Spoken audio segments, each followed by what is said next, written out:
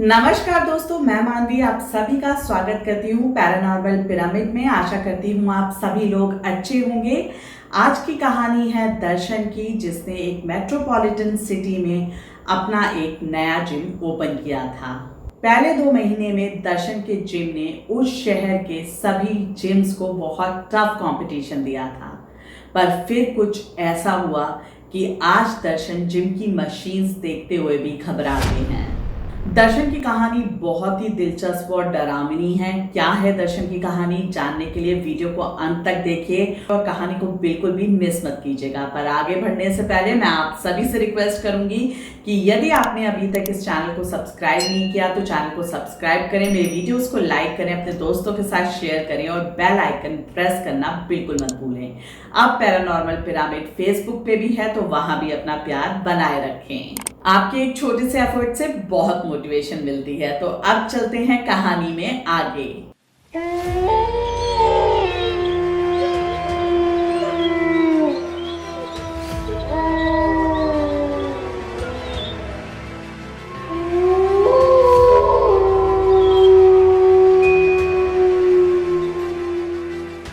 शहर की सबसे भीड़भाड़ वाली विकसित लोकेशन, जहां पे सुबह से लेकर रात तक गाड़ियों का तांता लगा रहता था।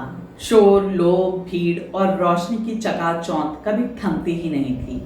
यहीं पर दर्शन फिटनेस स्टूडियो नामक एक नया जिम खुला था, जिसकी शुरुआत एक बेहद जुनूनी युवा दर्शन सिरोही ने की थी। दर्शन को फिटनेस का जुनून था।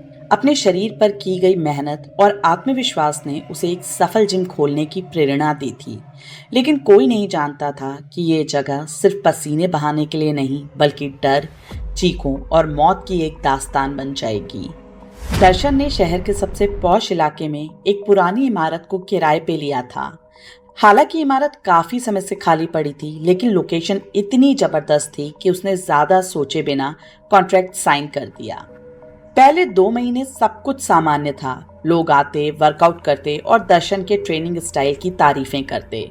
जिम में नया म्यूजिक सिस्टम, अति आधुनिक मशीनें और एक मोटिवेशनल माहौल था। 2 महीने तक सब सामान्य था, पर तीसरे ही महीने की शुरुआत से चीजें बदलने लगी। एक रात दर्शन देर तक जिम में रुक गया। वो कुछ अकाउंट्स वगैरह चेक कर रहा था और सारा स्टाफ जा चुका था। उसने देखा कि एक ट्रेडमिल अपने आप चल रही है। वो हैरान हुआ और सोचा कि शायद कोई बंद करना भूल गया हो। उसने मशीन बंद की और बाहर निकलने ही वाला था कि जिम के मिरर वॉल पर किसी की परछाई दिखी। जब वो पीछे पलटा तो कोई भी नहीं था। दर्शन को लगा शायद मैं थक गया हूँ, उसने खुद को कहा और घर चला गया। अगले कुछ हफ्तों में जिम के एम्प्लॉइज ने शिकायतें करनी शुरू कर दी। वॉशरूम में अपने आप नल खुल जाते, कभी डंबल्स खुद गिर जाते, कभी वेट प्लेट्स खुद से गिर जाती।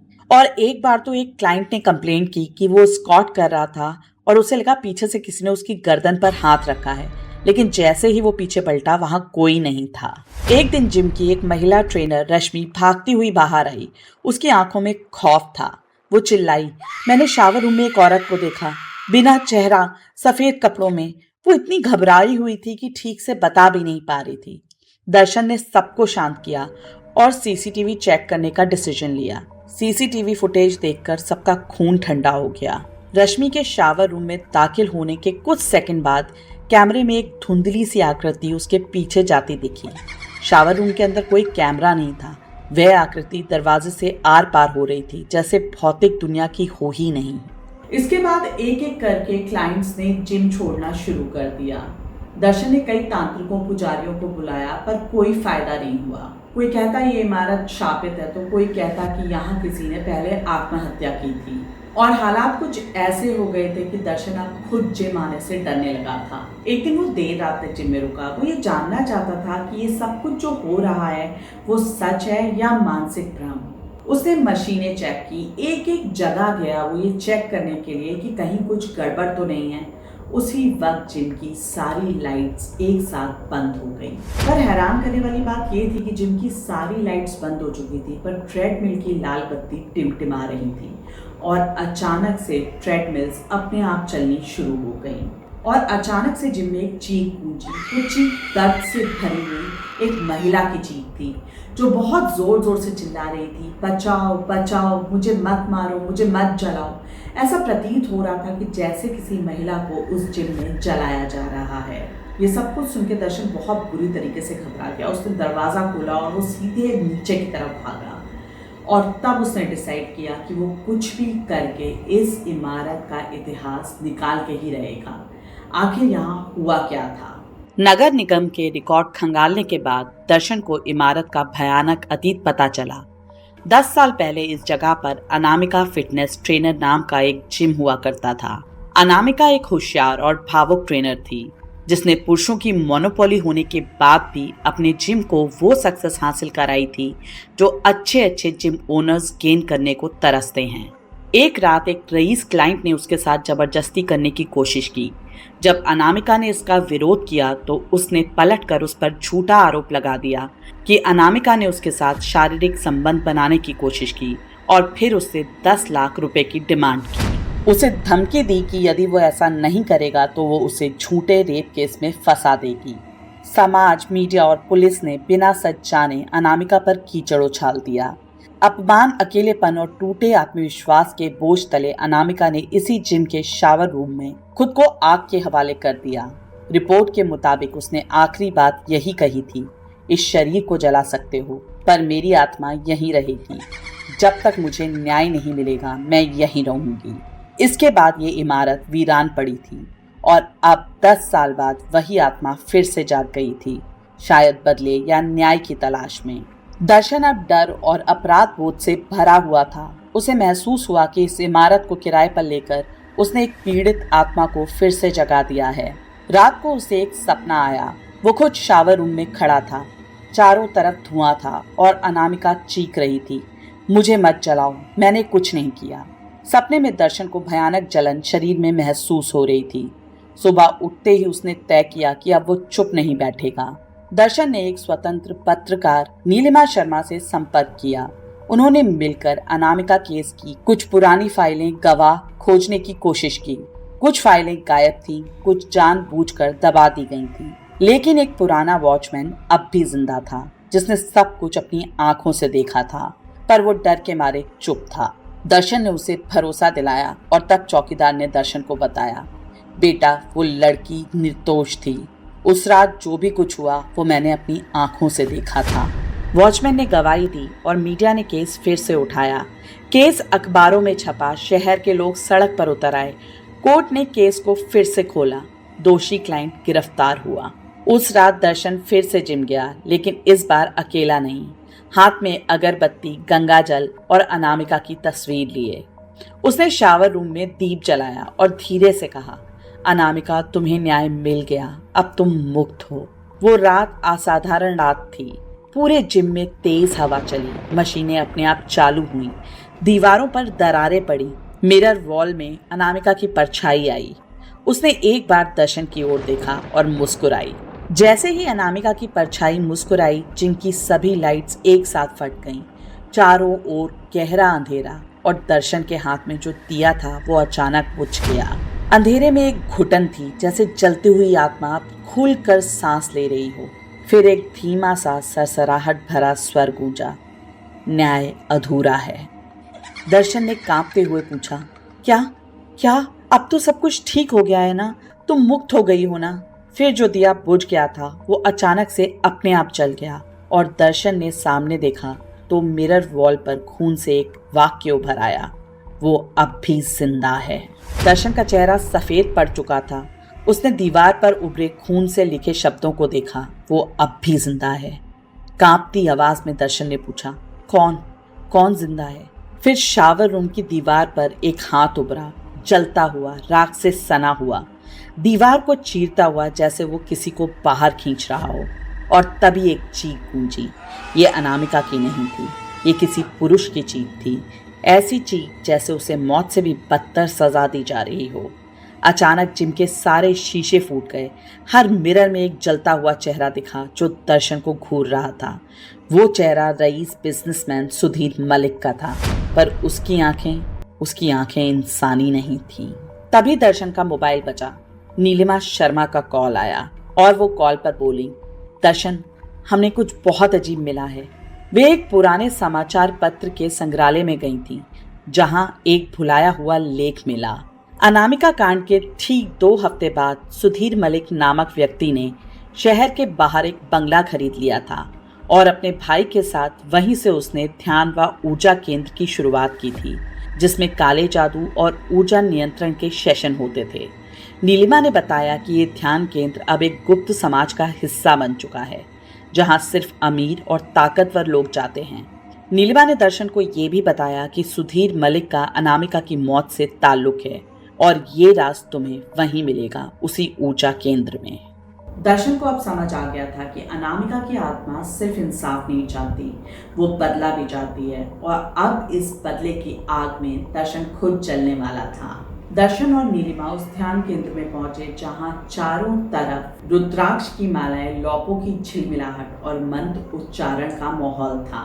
पर ये सब कुछ बनावटी था, सच्चाई तो नीचे तय खाने में दबी हुई थी। जब वो नीचे गए तो वहां एक तांत्रिक क्रिया चल रही थी और सामने बैठा था सुधीर मलिक। उसने चारों ओर आग की रेखाएं बनाई हुई थी और बीच में एक कांच की बड़ी सुराही जिसमें धुएं जैसी आत्मा फंसी हुई थी। सुधीर ने नीलिमा और दर्शन की ओर देखा और उसके बाद सुराही की ओर इशारा करते हुए बड़े गर्व से कहा, ये आत्मा अनामिका की है। मैंने उसे बांध रखा है, जब तक चाहूं जिंदा रखूं या मिटा दूं। दर्शन ने गुस्से में चीख कर कहा, तू इंसान नहीं राक्षस है। और उसने लपक कर सुराही उठाई और जमीन पर दे मारी। धुआं बाहर निकला और हवा में एक स्त्री की आकृति बन गई। आग में सना चेहरा वहीन आंखें और पूरे शरीर से लपटें उठ रही थी और वो क्रोध से चीखते हुए बोली, अब तेरा समय पूरा हुआ। एक अजीब दिल को कपा देने वाली चीख के साथ पूरा तहखाना कांप उठा। सुधीर मलिक की आत्मा वहीं जलकर राख हो गई। सुधीर कुछ कर पाता उससे पहले ही अनामिका की आत्मा ने उसे गले से पकड़कर ऊपर उठा लिया और तब तक पकड़े रही जब तक सुधीर ने तड़प तड़प के अपने प्राण नहीं त्याग दिए। पर कहानी यहीं खत्म नहीं हुई। जब दर्शन ने पीछे मुड़कर देखा तो नीलिमा गायब थी। वो बोला, नीलिमा, नीलिमा कहाँ हो तुम? तभी एक पुरानी रिकॉर्डिंग की आवाज कमरे में गूंजने लगी। कभी कभी न्याय की तलाश में आत्माएं और भी आत्माएं निकल जाती हैं। दर्शन वहां से निकला और सीधे अपनी जिम की ओर भागा। दर्शन जब जिम में वापस लौटा तो थका हुआ था, पर संतुष्ट था कि शायद अब सब खत्म हो गया है। पर वो हैरान और परेशान भी था कि नीलिमा वहां से कहाँ गायब हो गई। क्या नीलिमा उसके साथ कभी गई भी थी? वो बस यही सब कुछ सोचते हुए जिम का दरवाजा खोल रहा था कि जैसे ही उसने दरवाजा खोला, वहां अंदर एक कतार में लोग वर्कआउट कर रहे थे, जिनके चेहरे जले हुए थे, मांस गल चुका था और आंखें शून्य पर टिकी हुई थी। उनके बीच एक शख्स ट्रेडमिल पे दौड़ रहा था और वो खुद था दर्शन, जिसके शरीर से खून बह रहा था और वो चिल्ला रहा था, बचाओ, मुझे मत जलाओ, मुझे मत जलाओ। और तभी असली दर्शन को एहसास हुआ वह जिम कभी बंद ही नहीं हुआ था। वह केवल अभिशप्तों की जगह बन चुका था और अब शायद वो भी इस श्राप का एक हिस्सा बन गया है। ये सब कुछ देखकर दर्शन बेहोश हो गया और जब उसे होश आया तो वो हॉस्पिटल में था। उसे पता चला कि जब स्टाफ आया तो दर्शन स्टाफ को जिम में बेहोश पड़ा हुआ मिला और फिर उसे हॉस्पिटलाइज कराया गया। इस हादसे ने दर्शन का सारा जीवन बदल के रख दिया। उसने जिम बंद कर दिया। वैसे भी कोर्ट कचहरी के चक्करों में 2-2.5 साल गुजर चुके थे। जिम में कोई अच्छा रिस्पॉन्स भी नहीं आ रहा था। पर ये सब कुछ होने के बाद दर्शन का जीवन नरक बन चुका था। उसे अब इविल एंटिटीज दिखाई देती थी जो उसे हॉन्ट करती थी और मेंटली और फिजिकली अब्यूज करती थी। हालात ऐसे हो गए थे कि दर्शन अगर अकेले वॉशरूम भी यूज करता तो उस पर अटैक हो जाता।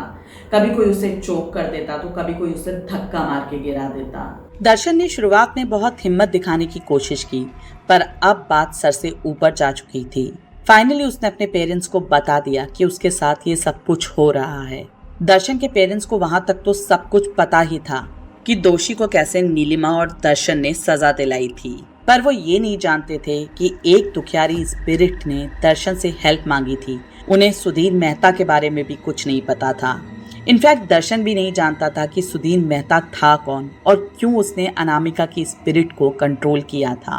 दर्शन की फादर की फर्म में एक 55-56 साल की आयु के व्यक्ति अकाउंटेंट थे। सब उन्हें ज्ञानी जी कहते थे। ज्ञानी जी के ऊपर माँ काली की कृपा थी। उनके परिवार में पीढ़ी दर पीढ़ी कोई ना कोई उतारा करता चला आ रहा था और अब ये भार ज्ञानी जी के कंधों पर था। ज्ञानी जी पूरी तरह से ग्रस्त जीवन में रहते हुए भी अपनी पूजा पाठ और लोगों की मदद किया करते थे और ये बात पूरे ऑफिस को पता थी। दर्शन के फादर ने ज्ञानी जी से संकुचाते हुए दर्शन का सारा मैटर डिस्कस किया और ज्ञानी जी ने उन्हें आश्वासन देते हुए कहा कि वो ये बात उनके और दर्शन की फैमिली के बीच ही रखेंगे और फिर उन्होंने कहा कि वो शाम को दर्शन को देखने घर आएंगे। जब ज्ञानी जी दर्शन के घर आए और दर्शन उनके सामने आया तो वो मुस्कुराए और बोले, बेटा तू जो जीवित है अपने अच्छे कर्मों की वजह से है। संकट भारी है पर माँ काली कृपा करेगी। फिर ज्ञानी जी ने दर्शन के पिता से कुछ अकेले में बात की और नेक्स्ट डे इनके घर में एक महायज्ञ का आयोजन किया गया जो करीब 5 से 6 घंटे तक चला, जिसमें परिवार के सभी सदस्यों को बिठाया गया। पूजा का आखिरी पड़ाव आते आते दर्शन की हालत ऐसी हो गई थी जैसे उसके अंदर जान बची ही ना हो। वो ठीक तरह बैठ भी नहीं पा रहा था। दर्शन के भाई और उसके पिता ने दोनों तरफ से सहारा देके दर्शन को बैठाया हुआ था। पूजा अपने अंतिम चरण पे थी। तभी अचानक दर्शन को बहुत तेज वॉमिट होता है जिसमें बिल्कुल गाढ़ा ब्लैक लिक्विड निकलता है, जैसे किसी ने राख को घोल दिया हो। दर्शन लगातार 1-2 मिनट तक रुक रुक के वॉमिटिंग कर रहा था। उसके बाद ज्ञानी जी ने दर्शन को गंगा जल पिलाया और अब दर्शन पहले से बेहतर महसूस कर रहा था। पूजा के उपरांत ज्ञानी जी दर्शन और उसकी फैमिली को बताते हैं कि सुधीर मेहता एक बहुत ही निर्मम पहुंचा हुआ तांत्रिक था जिसने अनामिका को ही नहीं न जाने कितनी ही आत्माओं को बांध रखा था। अगर उस दिन अनामिका मुक्त नहीं होती तो शायद दर्शन जीवित ही नहीं होता। अनामिका की स्पिरिट ने सुधीर मेहता को मार तो दिया पर मरने के उपरांत सुधीर मेहता खुद एक प्रेत बन चुका है जो कि बहुत ही शक्तिशाली है और वो दर्शन से अपनी मौत का बदला ले रहा है। जो अकेला ही नहीं बल्कि उसने अपने साथ बहुत सी इविल स्पिरिट्स को सम्मिलित कर रखा है और वहीं अनामिका की स्पिरिट और दूसरी अच्छी स्पिरिट्स दर्शन की रक्षा कर रही थी, इसीलिए दर्शन अभी तक जीवित है।